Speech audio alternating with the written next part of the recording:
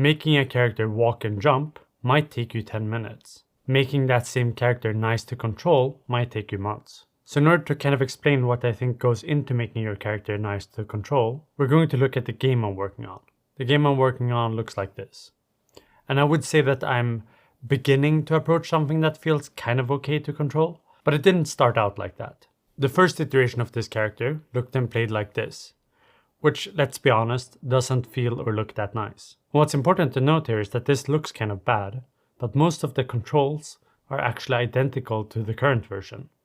The speed is the same, the jump is the same, even stuff like jump buffering and coyote time exists in this version. This first iteration of a thing might have the same bones as your final version, but it might not start to feel nice until you have stapled 100 extra snippets of code and added 40 different animations. Now to start off, I think it's actually important to talk about the importance of your base animations. Nicely programmed controls don't necessarily translate to a nice controlling character if the animations are off. If we look at my first draft of a running animation, we can see that it looks very rigid and not that impactful, whereas my current draft has more of a squish and a splat as he's leaping around.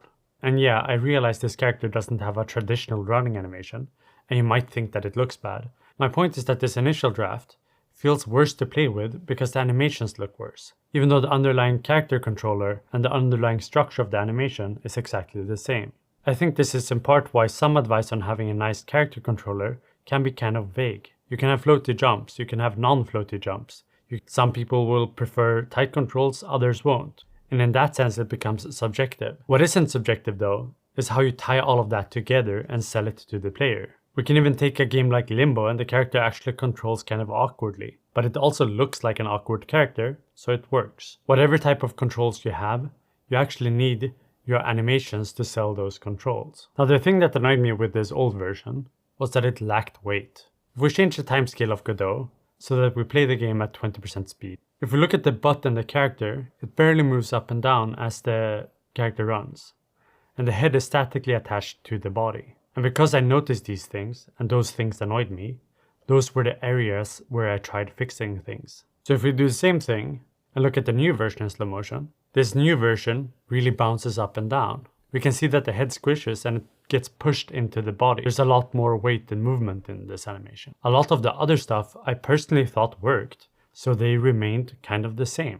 It's important to recognize that if your character feels unnaturally rigid or static like this, the important part isn't necessarily how well you can improve it, but just recognizing that this, in its current state, is not good enough. Now I feel like some of you will take what I just said, and your takeaway will be that you just need to be better at art. But that isn't quite what I'm saying. You don't have to be good at art or character animation to care about how it looks. I started with this animation, and my animation tree looked like this, but I saw that the running animation lacked weight, so I changed it. I saw that the jumping animation looked really static, so I changed it. And if we once again change the timescale of the engine and look at the game in slow motion, we can see that it looks really awkward when the character goes from falling to landing. Look again. Falling, landing. It just transitions immediately. Since I saw this, I knew I needed to fix it. I don't care how good you are at art, not having a transition between falling and landing has nothing to do with art skills. It shows that you don't care. And when you start caring about every transition and every animation, your animation tree stops looking like this and starts looking like this. But we can also see that now, when I go from falling to landing, the transition actually works and looks okay. And I really want to stress this point. Every mechanic that you have needs to be communicated clearly to the player in order for the player to understand and feel it. For instance, if we look at this old version, we have this weird bouncy platform, the green platform. You can do a down bounce on it so that you jump higher. But in this version, it's actually quite tricky to see if you did that down bounce or not. Sure, you bounce higher, but it barely feels like you're using it. I actually had so much trouble seeing if it went off correctly when playtesting the initial draft that I added a tiny animation frame just to be able to recognize if the controller behaved properly at all times. Now this is obviously still not enough of a signifier, but it's something, it's better than nothing. If we go back and look at the current version, it's significantly more obvious that the ability is used. Here we have the normal bounce and here we have the down bounce. We can see that I'm trying to do some kind of stretching of the character in order to convey faster motion of the controls without actually changing the underlying controls. Once again, I need to stress that this isn't always about looking good. It's about communicating what is happening. If we look back to the old version, we have this weird wall bounce mechanic. Strictly speaking, the character bounces when it touches the wall, but it doesn't feel like it. Compare that to the current version, and the wall impact is significantly more obvious. But does the animation look good? No, it does not. Let's slow it down and look at it. There's nothing appealing about this animation, but I still think it flows quite decently. But if you look at an individual frame, it's nothing I would advertise for its aesthetic. If you add a double jump mechanic, make it obvious that something is happening. Even if it doesn't look good, it can still feel good. Now there is a point where you might be overdoing it. That's up to you though. If you just look at something as simple as coyote time, it's an essential feature of pretty much any platformer. It means you still have some leeway where if you press jump a bit too late, you can still execute that jump. If you don't have coyote time, so that you can only jump if you're explicitly on the floor, it will often feel like the game isn't responding to your input. So I think coyote time is kind of essential for any platformer to have. Now I personally think there's value in signaling to the player whether they executed a coyote jump or a normal jump. So I have different animations for them. Normal jump looks like this. Anytime there's a coyote jump, it looks like this. I think this might be overkill though. I just think that there's value to always approach it with something specific is happening here. Maybe I should communicate that. Now if we take this down bounce mechanic, it's very obvious to the player what is happening. You press a button and you clearly get a different animation and a specific mechanic happens. So in this case it might be clear to add an animation for it. But I don't think you only have to add an animation for things that are obvious mechanics. You can add animations for most types of small states or interactions, like your character hitting their head or gliding down a wall. And your game will often look and feel better because of it. As an example, you often want to give the player some room for mistakes. It doesn't feel nice to miss a platform by a pixel, so a game will often be programmed to make room for those small mistakes. So if we look at the underlying collisions for the character, we can see that there's quite a bit of extra stuff happening under the hood. A considerable amount of raycasts that try to detect what is happening and where. These two lower raycasts are in part there precisely to make the game more forgiving. If the lower raycast detects that collision, but not the middle raycast, like in this scenario, that means that the character is touching an edge. And if the character touches an edge, then I use a separation ray to boost the character up the ledge, so that the character lands nicely. And this works, but we can see that this boost looks a bit off. So what I did to handle this was to add my double jump mechanic exactly when this occurs. Now to the player, it just kind of looks as if the character sometimes does a small vault when he lands. But technically, this vault animation signals exactly when a ledge boost occurs. Now I think ledge boosting in coyote time are these types of fundamental tips that tutorials will tell you about because it's almost universally applicable and quite easy to implement. But I think it's important to not just take this small tip like, oh, I need coyote time and then my game is good, but rather recognize the principle behind it. Input buffering, ledge boosting and coyote time are making the game easier, but the difficulty that comes from not having coyote time is a type of difficulty that feels bad for the player.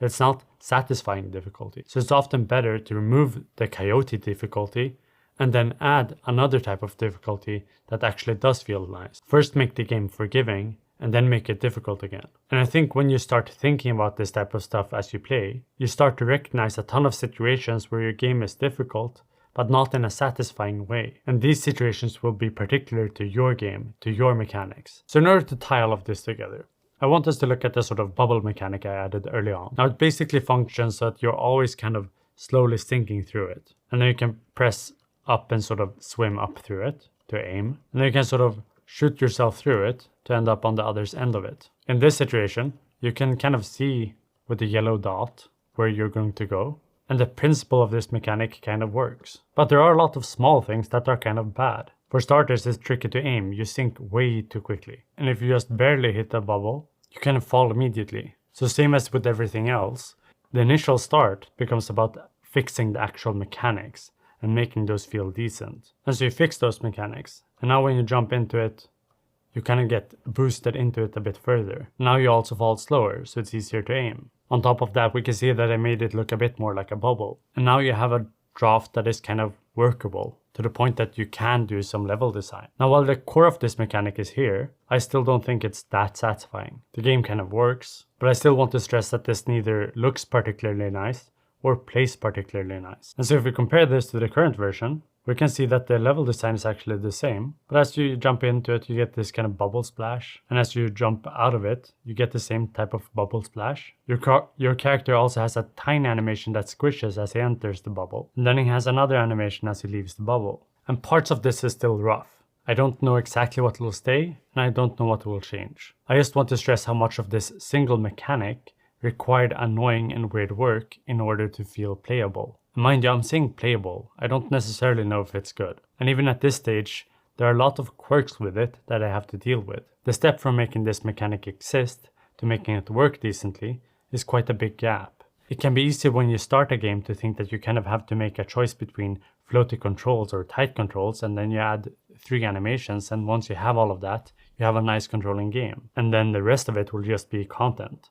But that's not quite how it works. The first iteration of this mechanic took something like 15 minutes to implement, but getting it to its current state had probably taken me around 8 hours. At some point in your game, when it comes down to making nice features and stuff that feels nice to control, it stops being about rules and starts being about noticing every single little thing that annoys you or your playtesters, ideally playtesters, fixing every single little annoyance until you don't have many of them left. Now, for those that have watched this far into the video and have seen my channel in the past, you might be confused by my game looking like this and not this. And to answer that, what I've shown on the channel has always been its own game art thing. But it just became a bit too tricky finding time to go to work, make videos, and content for those videos, while also making a game. So going forward, I'll probably showcase this game quite a bit. To answer a few questions you might have and some you don't. The game is still kind of unnamed. I'm a hobbyist when it comes to all of this.